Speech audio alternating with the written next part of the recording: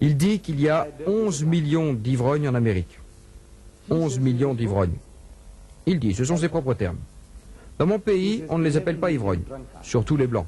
Vous ne pouvez pas les appeler ivrognes. Et il vous donne un coup de poing sur la figure. Il faut les appeler alcooliques. Vous savez, ce sont des malades. Alors quand vous dites ivrogne, c'est très très choquant, très fort. Ce n'est pas un ivrogne. Mais quand vous dites alcoolique, l'alcoolique c'est quelqu'un de malade. Vous savez, il a besoin d'un traitement. 11 millions. C'est frère Swagard qui le dit. Ivrogne en Amérique. Et 44 millions de grands buveurs. Et il me dit, il n'y a pas de différence entre les deux. Pour moi c'est pareil. Que vous les appeliez ivrognes ou grands buveurs, pour moi c'est pareil. Ah. Que Dieu soit loué. Voilà un frère qui parle comme un musulman. J'ai dit, écoutez, faites encore un pas. Pour résoudre vos problèmes, vous devez faire un pas de plus. J'ai dit ajoutez les buveurs ordinaires à votre liste, parce que le prophète Mohammed n'a pas fait de distinction entre ces trois catégories. Voyez-vous, vous avez les ivrognes, vous avez les grands buveurs et vous avez les buveurs ordinaires. Le prophète Mohammed, que la bénédiction et le salut de Dieu soient sur lui, a dit « Ce qui rend ivre en grande quantité est interdit en petite quantité. Ni peu, ni trop. Fini. Interdit. » Il a dit de grandes choses. Il a dit « Malheur à celui qui cultive la vigne pour en faire du vin. » Cultiver des arbres fruitiers en islam est un acte de vertu. Écoutez, Dieu vous récompensera.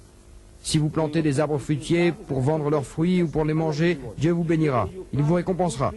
Il a dit, voyez-vous, si vous appreniez avec certitude que demain à midi la terre sera détruite, anéantie, que ce serait la fin du monde à midi demain, et vous aviez prévu de planter un arbre fruitier, aujourd'hui, que feriez-vous? L'arbre ne donne des fruits que dans 7 ans. 7 ans. Il a dit, plantez l'arbre. Dieu vous récompensera. Ce Tout-Puissant envoyé de Dieu a dit que si vous plantiez une vigne pour en faire du vin, non pour consommer ni vendre son raisin, mais pour en faire du vin, c'est comme ça chez moi au Cap, en Afrique du Sud.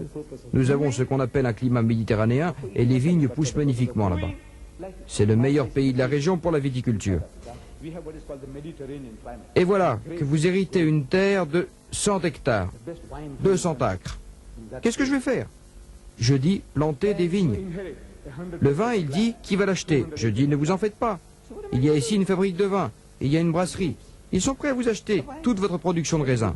Je dis, si vous faites cela, le prophète Mohammed dit, malheur à celui qui cultive la vigne pour en faire du vin. Malheur à celui qui le presse. Malheur à celui qui le met en bouteille. Malheur à celui qui le vend. Et malheur à celui qui le boit. Dehors. Non, il n'y a rien de plus enivrant que cette boisson.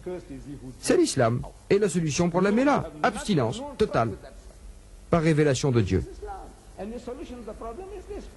Parole de Dieu dans le Coran.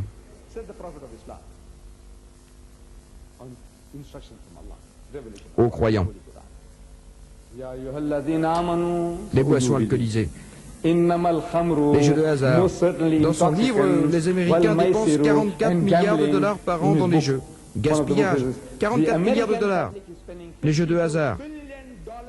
La divination et le tirage au sort sont un acte impur de ce fait, de ce que fait Satan.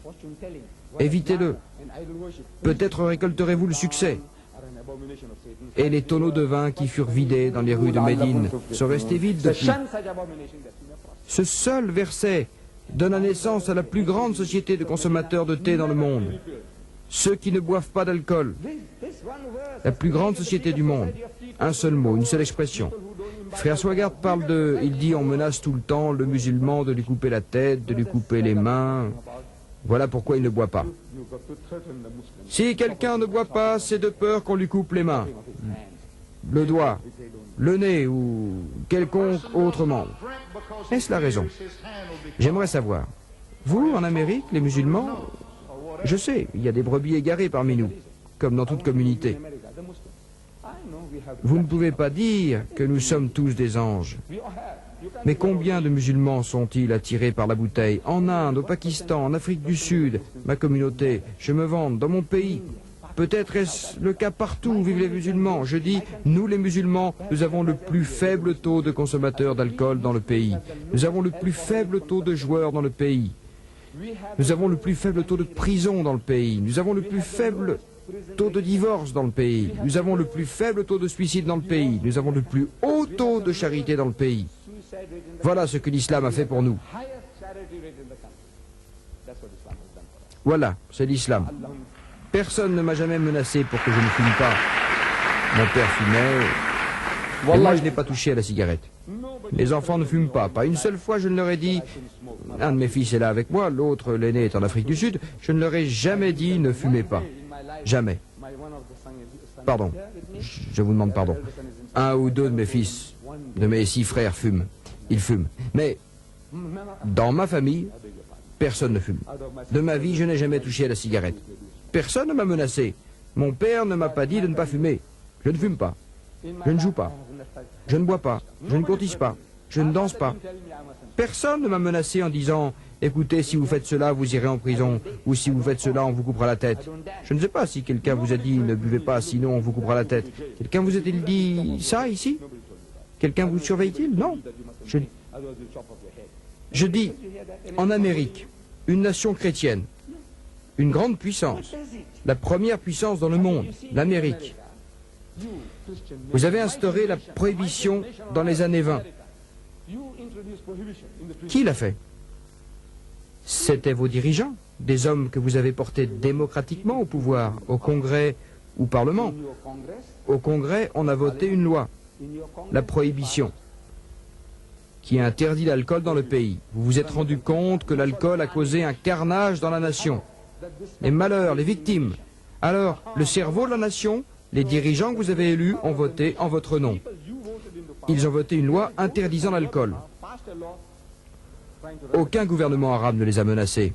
Aucun musulman ne les a menacés. Vous ont-ils dit, écoutez, si vous n'arrêtez pas de boire, nous cesserons de vous approvisionner en pétrole? Ils n'avaient pas de pétrole, ils n'en avaient pas.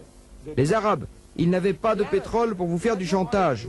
Ont-ils dit, écoutez, si vous n'arrêtez pas de boire, vous n'aurez plus de pétrole? Non. C'était votre nation, votre gouvernement, et vous qui aviez voté la loi. Et vous avez échoué.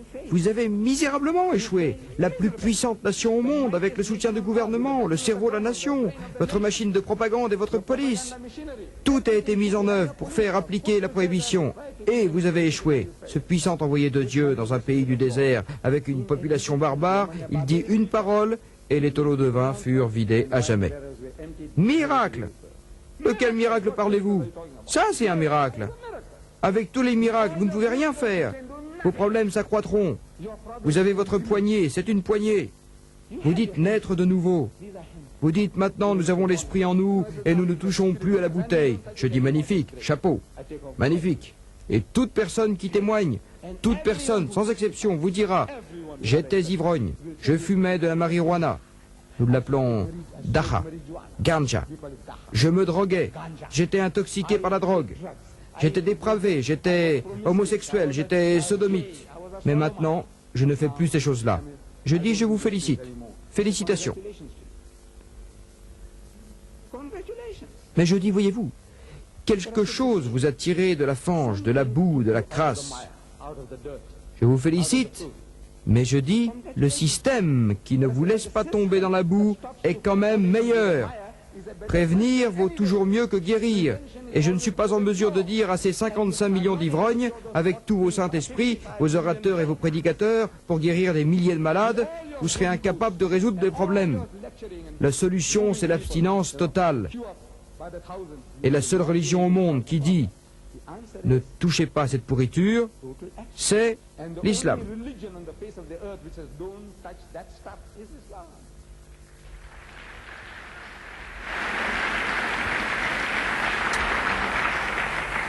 Frère Swaggart a écrit beaucoup de livres, mais il y en a un qui ne paraîtra pas. Un livre sur le surplus de femmes. C'est un grand problème en Amérique, un grand problème. Les statistiques le montrent. Je n'ai pas de chiffres sur le nombre d'hommes et de femmes ici. Vous me dites qu'il y a 7 800 000